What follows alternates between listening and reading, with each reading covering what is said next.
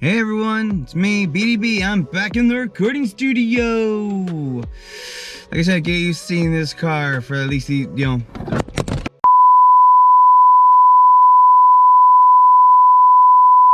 Hey everyone, it's me, BDB, and I'm back here in the recording studio. Like I said, get used to seeing this car quite a lot.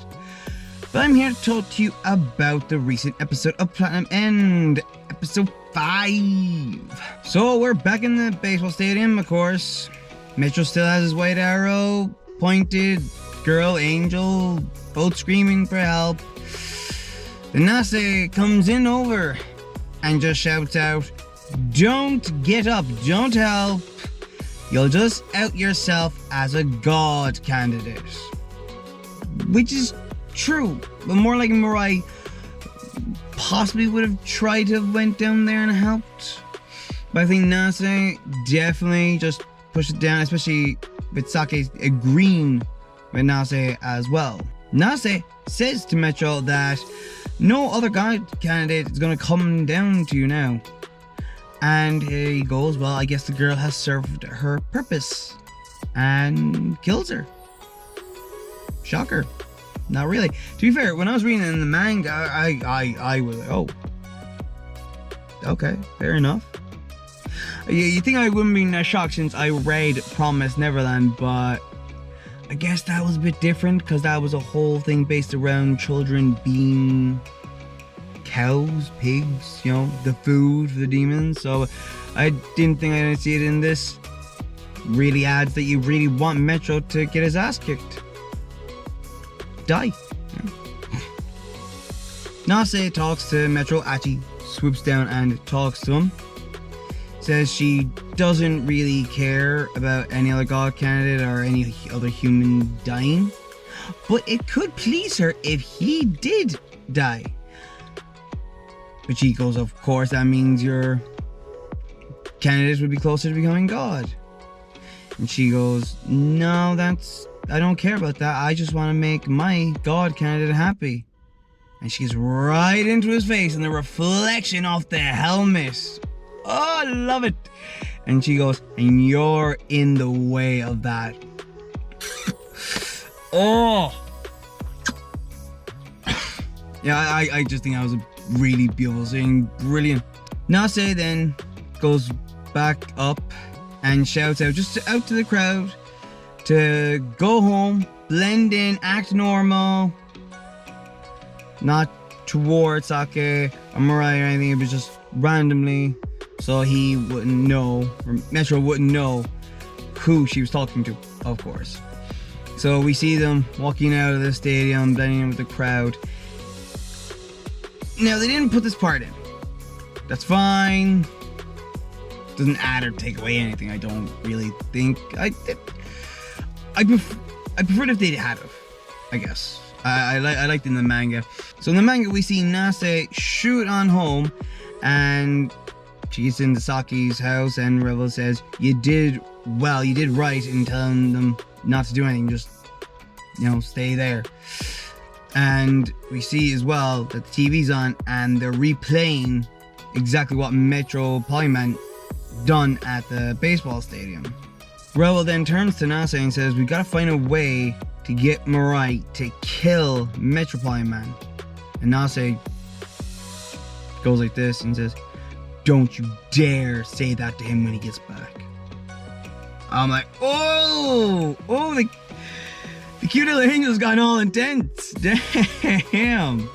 Rebel then points out that neither Sake or Mirai will have a good future while Metro is around. And Nasse knows that, but she says he's still going through the traumatic experience of his aunt killing herself right in front of him. When Sake and Mirai get home, Mirai's over on the wall in the corner with his head in his knees. Sake is up on the desk like this, head in her arms, and she says, I hate Metropoliman. Then Mirai looks up and he looks shocked. And he goes, even Sake is capable of hating. I don't get why it's a shock. People are always capable of hating. And in the manga though, Mirai actually asks Sake, do you hate Metropoliman? And she turns around and says, of course I do. And that, he doesn't look shocked at all. Which, of course he shouldn't. No one should look shocked. Like, how could you not hate Metropoliman? I know his methods are, well, yeah, like, if you want to become God, that's the easy way to do it. Kill people, but... Nah, man. Now, Mirai's on about the police and Metropoliman, you know, could the police get Metropoliman in the anime, he's saying. And Rebel turns around and said, well, he's got the wings, he's got the arrows, so no. Also, he's really cunning.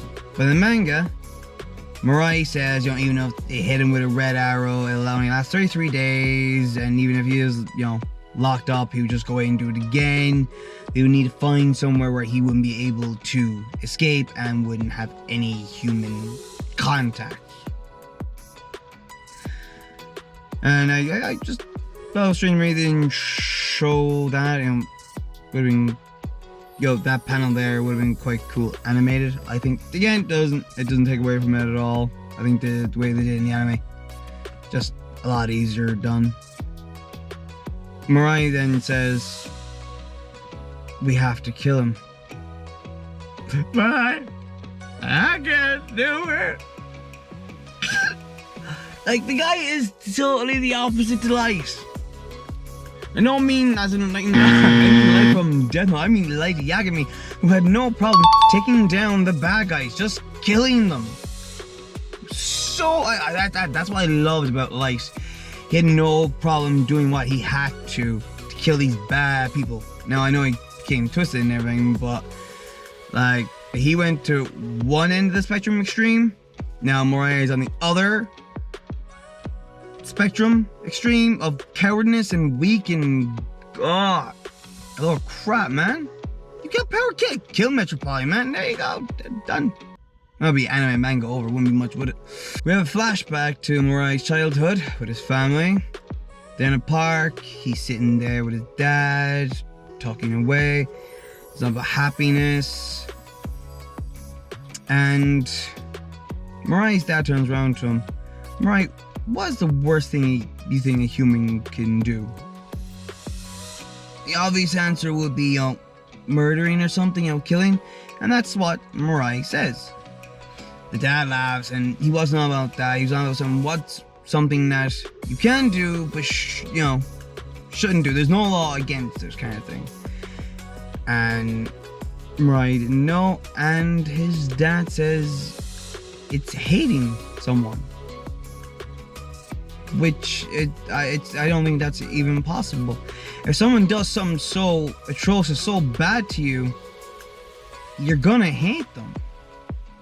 I'm sorry, I don't get like how you can forgive someone. Let's say someone killed a family member belonging to you, did something so horrible to you in some way. I was like, even when I read that in the manga, I went, piss off. That's just me. Like, if do I have people out there I hate? Yeah, of course I do. And he does make a good point. It's not good for your mind or other people, you know? As long as you don't go around thinking about them every day, I hate them, I hate them, I hate them. I think you can hate someone and just forget about them, you know? Yeah, went off on a tangent, I think, there. So after the flashback, Saki says they need allies. You know, like what Blue was trying to do at the stadium with Yellow. Seemed like a fairly good idea. Why didn't they join him? Well, they would have. Dead. A man makes his presence known by saying he's down for that idea. In the anime, that's said, right? In the manga, however, there's knock knock on the door at the balcony. Saki opens it and BAM! There's a man. Oh my god, how did he get on the balcony? Wings, obviously. He is a god candidate. His name is Nanato. I'm telling you now, because we were not going to introduce him for quite a bit down the line in this episode. Now, Nanato says, you know, alright, you know, shoot me with the red arrows and everything, and you can control me. That's shown, you know, you can trust. And he says, hurry up, what if I'm controlled by Metropoliman? And Nasse says, you don't have to. Or rather, you shouldn't. Because he's not lying. Now, of course, Nasse can pick up on them things. As we see, Naruto is now in the room. He's sitting down. And he says to him he doesn't have much time left and explains that he has a last stage cancer. He explains how he was in the hospital bed and seen this angel come down, and he was like, right, I guess you're gonna take me. His angel's name's Barret, and well, she gave him the opportunity to become a god candidate. And he took that opportunity with both hands. He had no problem doing that for his family. Wanted to stay around longer. And then he found out there's 999 days they can pick a god candidate. So he decided, well, I've got these arrows, I've got these wings, I'm going to do what I can with them. And he went away and shot rich men with the red arrows and accumulated 200 million yen, which he's going to leave for his family. He says he can't leave Metro become god. He just can't, because he knows how horrible he is. So he went away and shot some private eye and psychologists. And when he reached 14, which is the amount of red arrows you can use, he sent him to the baseball stadium to have a look, at people that were acting as they can see the arrows, the wings, the angels. Got him to take photos, and when he seen photos of Sake and Mirai, he knew they were good people. So he was able to track them down. Now he asked both of them, do you want to become god? They both pretty much just say no, they don't. And in the anime, Naruto says no decent person would want to become god. But in the manga, I think this is way better. Small change, but I think it's just better. He says no person in their right mind would want to become god. I think that just, it sounds better. Like it's like he's saying in the anime that only a horrible person would want to become god. Mirai turns around and says, I'll agree to help you, but only if you continue your treatment. Naruto goes, fine, yeah, I want to live as long as I can, so I'll continue my treatment, he says. So he introduces Angel Barret. She's not there with him. Explains that she's the Angel of Knowledge. Rebel then explains that she used to be a special rank angel, but because she was flaunting all of her knowledge, she went down to first rank. So because you know something, because you're good at something, because that's your thing, and you flaunt it, it's bad?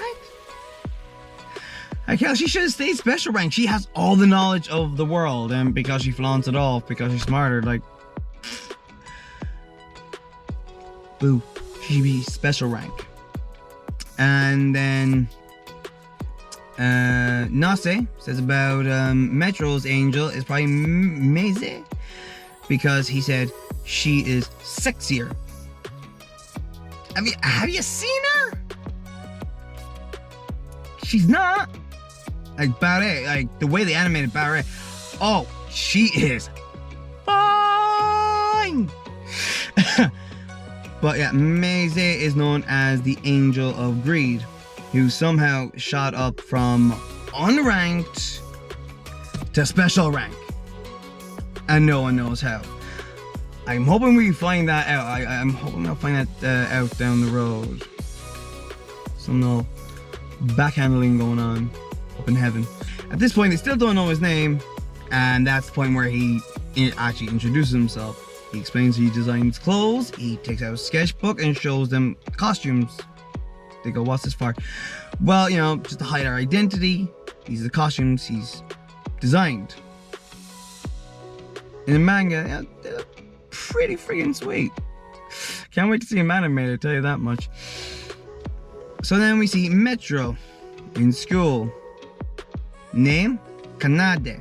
So we now know his name's Kanade. So his friend comes over, they go over to look at the archery team, or as he calls it, babe watching. Kanade asks his friend Mina, Mina's name is too long, so I'm not even going to try it for the rest. If he could have one wish granted, what would it be? I think a lot of people would say money, which he did. And he said, no, something that would affect the world. And he said, oh, like getting rid of nuclear weapons, so. And he liked that answer. And then he went on to say, I would also want all the ugly girls to disappear. Now, that's a pretty hard to pick because beauty really is in the eye of the beholder. So you couldn't really say all the ugly girls because what you find ugly and what someone else finds ugly are two different things. But Kanade approves of that answer. But she shouldn't because that's a stupid answer. And then Kanade, of course, goes for some totally unrealistic. His would be to bring back the dead. This also has something to do with his little sister, as Mina mentions her. The Archery Club are now gone. And then hops over Kanade. We see his red arrow. He knows, 31.6 meters with one arrow. He can add another one. He can add 3 arrows altogether so he can go up to 90. He can shoot it for 90 meters. That's a hell of a long way for that. We see him flying off home. He's got flowers in his hands. And he's like, oh, are they from Meise? No, they're not. They're for his sister, who her birthday would have been that day. She is cryogenically frozen. So again, I can take it as she'll probably come into it later down the line, or maybe she'll just get shattered without having any lines or anything. I don't know yet. I'm so invested in this, I can't wait. Now we see Nanato, Mirai, and Saki in Saki's room. And Nanato shows a photo of a young boy. He's also a god candidate, but he flew off way too fast for Nanato to even find him to catch up with him, so they gotta find him next. So they were wondering how they're gonna find out, where the god candidates are, how they're gonna know who is god candidate, and Nanato says, well, whoever becomes rich or popular in unnatural ways, or if something unnatural happens to a person, they've gotta be a god candidate. Bing bing! Bell goes off on the TV, the news is on, and we see that a girl called Girl A has escaped a juvenile center. She's left a note, and it turns out she killed 3 girls 2 years ago. How did she escape? Well, that's pretty unnatural that she escaped now, isn't it? It looks like Metro got some help. Just before the credits end, we're given this shot of a skyscraper going up and up and up. There's crows there. They're picking at something. Just happens to be a schoolgirl. Dead. To get up there, you'd need wings. And there is someone there. Well, someone around that has a few set of wings on them to give out to anyone who wants them. And that's where the episode ends. You would think, but past the credits, there's a small little part. A girl in a cafe looking out down the street. Schoolgirl's walking up. The girl in the cafe is getting a red arrow ready and shoots it out and hits the schoolgirl right in her chest. And oh my god, they hit 100%. Oh god, just... Oh nah man, this... You can really hate this bitch as well. Like, her character's so hot. I think it's horrible. It's not like horrible like Metro, it's horrible in a different way. If you, like I said, I keep saying, if you've read the manga, you're just like, you're a little bitch. You're a horrible little bitch. It's so perfectly well written, and this episode, yeah, I loved it. Panamen's getting better, and I think the introduction of Nanato, he really adds to the anime, man. He adds to this series. So one thing, definitely, if you are getting bored of it, which I don't think you should be at all, the first 3 episodes, maybe 4th episode of the Baseball Stadium, great episode. This episode, it's just gonna keep going. It's just gonna keep getting better. Keep watching it. Pick it up now if you haven't. Definitely, like I said in the other review, it's gonna be better than Death Note. I think there's gonna be something that's gonna push Mirai pretty far that he's gonna kill. I hope.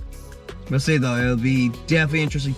But again, let me know what you think of Platinum End. Did you enjoy this episode? Do you think there was something in the manga that I may have missed that they should have put in or not. But yeah, that's it from me in my car studio. I will see you later.